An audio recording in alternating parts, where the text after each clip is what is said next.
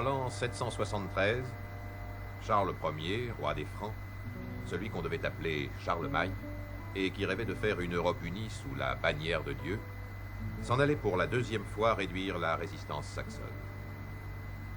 Ce rêve, peut-être impossible, se heurtait déjà aux croyances et aux coutumes de races irréductibles. Et comme beaucoup de rêves de paix, devait être un rêve sans fin. Charles y a pourtant cru de bonne foi et a tout fait, au prix de plus de 40 guerres, pour le réaliser. Mais ce rêve était peut-être aussi un rêve d'orgueil et de volonté de puissance. Ceux qui peuvent tout oublient souvent d'être des hommes.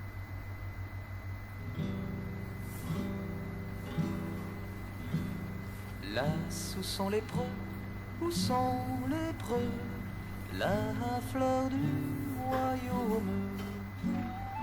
Tous partis aux cieux, partis aux cieux, donner la vie d'homme. Là où est Roland, de tous le plus tendre, qui pouvait prétendre être le plus grand.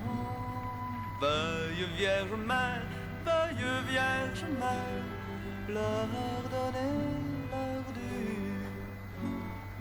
Car sur cette terre, amour non connu,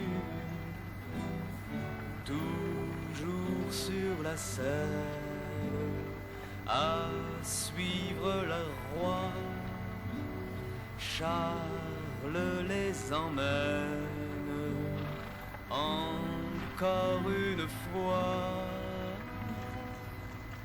Là, Non, c'est... Il n'y a rien. Pas un Saxon depuis 3 jours. À force de ne pas se battre, on s'endort. c'est quand l'ennemi n'est pas là qu'il faut craindre. Ils ont fui. Il y en a un derrière chaque allié de cette forêt, prêt à frapper et à disparaître. Ils recommencent toujours. Nous aussi, nous devons recommencer toujours. Le Christ a le temps. Il y a déjà 1000 ans qu'il recommence. C'est votre première campagne? Ici, oui. C'est la première fois que je viens sur le continent. Mais je me suis déjà battu en Angleterre. Ils ont leurs Saxons eux aussi. Les Gallois. Nous, tous les ans, on fait la promenade.